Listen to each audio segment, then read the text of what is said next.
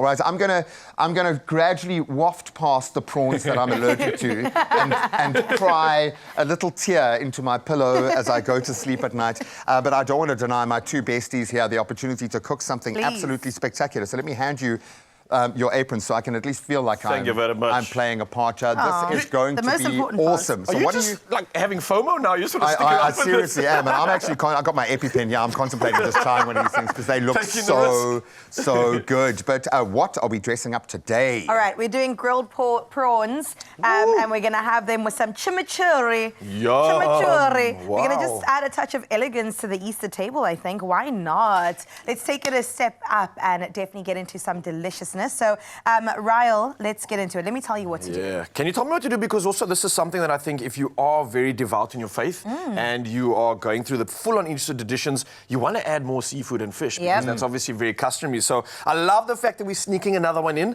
but it's not a snook or a hake. So that's not. Yeah. It is a prawn, a couple of prawns of that giant king prawns. What am I doing? Yeah. I know, so like a giant king prawn doesn't exactly sneak anyway, hey? No, it These guys have showed up. It makes itself known. Okay, big prawns in. Big prawns are in. Then let's go in with the flavor. We've got seasoning, salt, and pepper. All right, that's pretty standard stuff. Don't be afraid. And yes, we do have the shell on. It has all the flavor. Some people eat the shell, some people suck the shell, some people just cook with it and then take it from there. Yeah. So here's the thing, I think this is the great pain of being allergic to shellfish.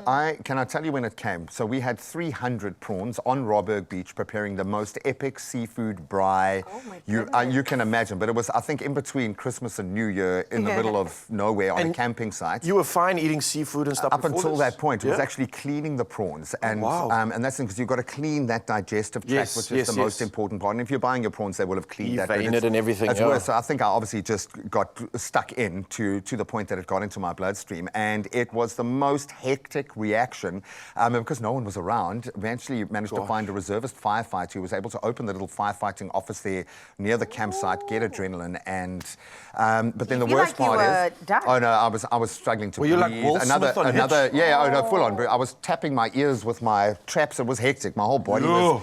But now the crazy thing is, then quickly I'm recovering. I've got swollen eyes. It's all hectic, and then I watch my friends eat 300 prawns.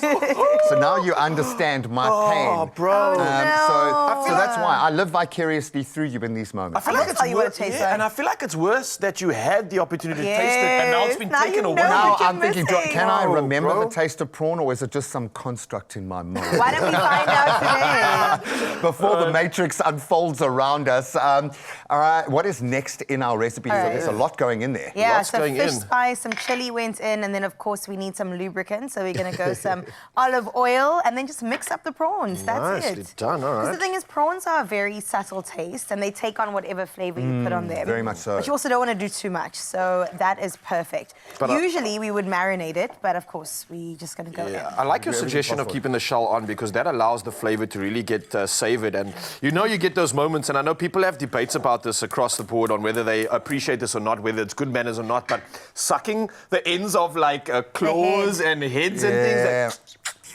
Some people can't stand it. Some people are like, oh, jealousy. There are restaurants dedicated to doing that, so I think it's okay. You're allowed to go and suck the shells, okay? Nice. Are you nervous cooking prawns, Guy? Like, I love the notion of braaiing fish and braaiing prawns, but it makes me very nervous. I'm actually scared of doing it on a braai. I'm very good in a pan, very good with like controlled heat, but on a braai, I actually get a bit intimidated, especially when it comes to fish in general. I know the safety for me has always been just wrap it in foil, and then you can't go wrong. But like the prawns is something of an art. Like there's a basting to it, and there's a constant and it's got to be quick, so you've got to do it properly once or So no pressure, big guy. No pressure. No pressure. Let's just shake and bake. This is hot, right? It's getting there, but you can definitely put it on.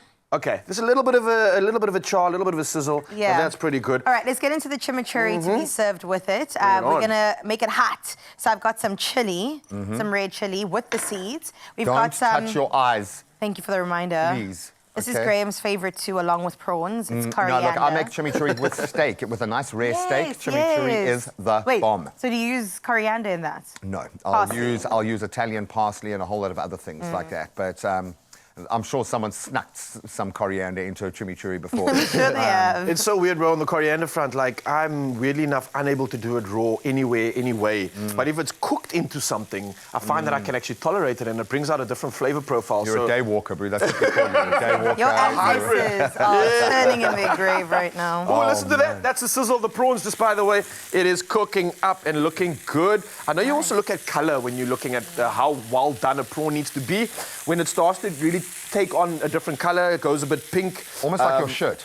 Really, your Yes, top. That's literally. like ideal. This is prawn pink. The official Pantone color. Yeah. All right, so the garlic has been zested inside. We've got some herbs going, and of course our chili.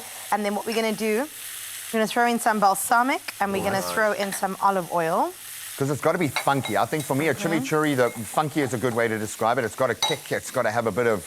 It's almost Zest. like, yeah, it's got to have a bit of heat, but the spiciness of it must be the heat as well. Yeah. Such strong flavors that you're like, whoa. What's going on? I really do like it, especially if you've got like quite a fatty meat or something that's quite rich. A chimichurri can cut through that quite nicely.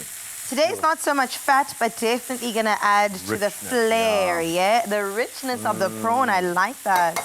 All right, zest in some lemon zest, and that is your chimichurri done. And Once doesn't it it look is- beautiful? Doesn't it look Okay. stunning? And we do eat with our eyes first. Yeah, so. no, that's an impactful chimichurri. And eh? that is what you get. ExpressoShow.com is where you find the recipe. Super easy, super simple. This would be the perfect starter. Just before you get into your pickled fish, you have to enjoy some chimichurri prawns. They're laughing at me. They're sitting there laughing at me. I'm You guys so are safe, sorry. man. You are safe. We're going to have a whole lot more after the break. Repi Sings is going to sing. And we want to be here for that. We'll wait. see you now. Wow, well done.